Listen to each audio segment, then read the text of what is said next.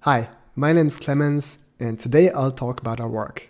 Pump up the volume, processing large data on GPUs with fast interconnects. I've conducted this work together with Sebastian Breß, Steffen Zeuch, Tilmann Rabl, and Volker Markl. Our goal is to scale up GPU-accelerated data management to arbitrary data volumes. If we have multiple terabytes of data and we want to process relational operators on these data, then we'd like to use all the hardware resources at our disposal. Nowadays, this doesn't just include CPUs, but it also includes GPUs. These GPUs come with their own onboard memory, but it's just a few gigabytes big and too small to hold all of our data. That's why today's GPU-enabled databases store the bulk of the data in main memory and perform the processing on the GPU. You'll find this setup in both the academic world, such as in the Hawk query compiler by Sebastian, as well as in the commercial world, such as in OmnisIDB.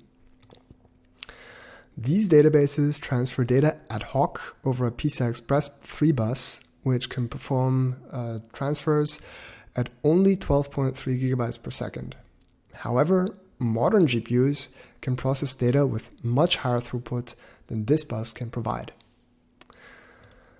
The outcome is a limit on how much we can scale the data volume for fast processing on GPUs. This is a well-known problem in the academic literature called the data transfer bottleneck. A second problem is that these databases transfer data in chunks. As the CPU decides in which order chunks are transferred, the GPU can't perform data-dependent memory accesses to data in main memory. Fine-grained CPU-GPU cooperation also isn't possible because the chunks are several megabytes big. We need both of these properties to build mutable data structures that are shared by both the CPU and the GPU. Thus, the non-cache coherence of the interconnect limits us in our design space, as well as in how we scale up data processing to multiple heterogeneous processors.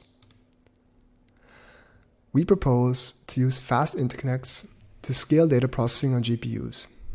Fast interconnects are a new technology that's becoming available from multiple GPU vendors, including NVIDIA with NVLink 2, AMD with Infinity Fabric, and Intel with Compute Express Link. These databases, these interconnects, offer both high bandwidth as well as system-wide cache coherence. The high bandwidth is up to 124 gigabytes per second, and we measure up to 120 gigabytes per second in practice, which is 6 times faster than the previous generation PCI Express 3. The system-wide cache coherence enables the GPU to perform data-dependent accesses to main memory, as well as fine-grained CPU-GPU cooperation. In our work, we make 4 contributions. First, we analyze the hardware to understand what the performance properties and new features are. Then we measure different data transfer strategies to show how we can get the best performance for ad hoc transfers. Next, we investigate the practical performance in the form of a join operator. And finally, we propose a new cooperative co-processing approach. For the rest of this talk, we'll be focusing on the join and the co-processing. For more details, please ask me in the Q&A, and we invite you to read our work. We build a simple hash operator because it's a very well understood operator, and we investigate 3 aspects. First, we scale the probe side of the operator, then we scale the build side of the operator, and finally, we do a CPU-GPU cooperative join. Our first challenge is to scale the probe side relation beyond GPU memory. We store the base relations in main memory and transfer them ad hoc to the GPU. On the GPU, we perform the join by doing lookups in a hash table that we store in GPU memory. The key feature of the interconnect that we're using is the high memory bandwidth. In our measurement, we're scaling the probe side up to 8 billion tuples, which is 122 gigabytes. At the same time, we keep the build side relation constant at 2 gigabytes, and we measure throughput in gigatuples per second. Note that we're joining data that's much larger than GPU memory. We are showing 3 strategies here. The first is a strong CPU baseline using a radix partition join running on a recent 12-core Intel processor. The second is an NVIDIA Tesla V100 running over PCI Express. And finally, we show the same GPU running over NVLink.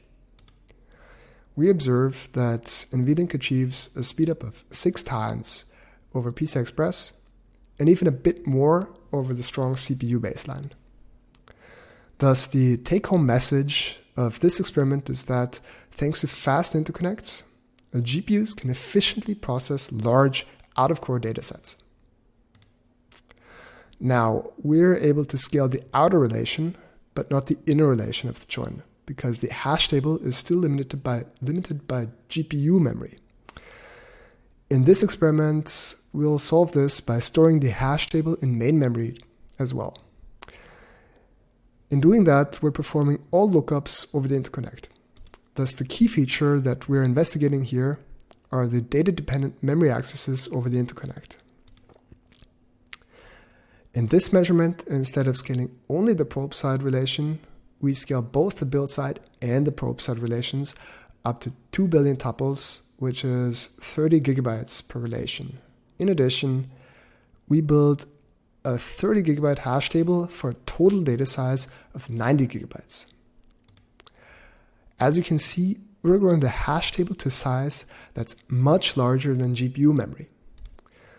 The result is that as long as the hash table fits into GPU memory, performance is really good. But when the hash table doesn't fit into GPU memory and we access main memory, we experience an 85% drop in performance. However, even at this point, NVLink offers around the same performance as the CPU, and that's 18 times faster than the previous GPU solution using PCI Express. The GPU strategies move the entire hash table from GPU memory to CPU memory, and that's not optimal, which is why we add an additional strategy to this benchmark, our hybrid hash table. Our hybrid hash table is a new solution that caches as much of the hash table in GPU memory as possible, and only spills those parts of the hash table to main memory that don't fit into GPU memory. That doesn't fix the performance drop, but at least we can cushion it somewhat. We have 2 key takeaways from this experiment. First is that GPUs are now capable of operating on large out-of-core data structures much more efficiently. The second is that even with this improved efficiency, we should still try to cache as much of the data structures in GPU memory as possible for better performance. Up to now, we've only been using the GPU. In our final experiment, we'll add the CPU to get a CPU-GPU cooperative join. That means we change our setup such that both processors perform lookups into the hash table, and thus the key feature of the interconnect that we're using is the cache coherence. We're investigating 3 different workloads. In the first workload, the inner relation is 16 times smaller than the outer relation. That's a setup that we find in TPCH benchmarks. And the second workload, that has a very small inner relation that fits into the GPU's L2 cache or the CPU's L3 cache. And in the third workload, both relations have the same size.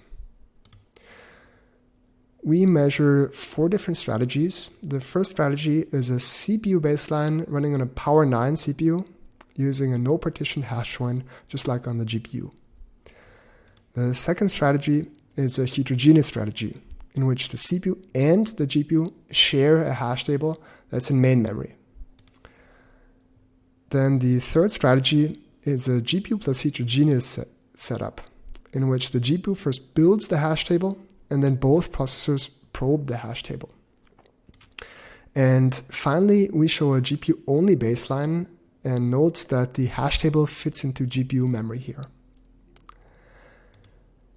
We observe that adding a GPU tends to increase performance, thus scaling up using coprocessors makes performance more robust than using only a CPU. Although we avoid the worst case of decreasing performance when adding a GPU, in some workloads, the GPU-only strategy can still be faster than a heterogeneous setup. Overall, I'd like you to take home the ways in which fast interconnects can benefit databases. Those are that we can scale the datasets, that we can scale the data structures, and that we can do fine-grained CPU-GPU co-processing. Let me also add that I'm in my final year of my PhD and that I'm thinking about my next step after graduating. With that, thanks for your attention. I'm happy to answer your questions during the Q&A session, and feel free to write me an email anytime.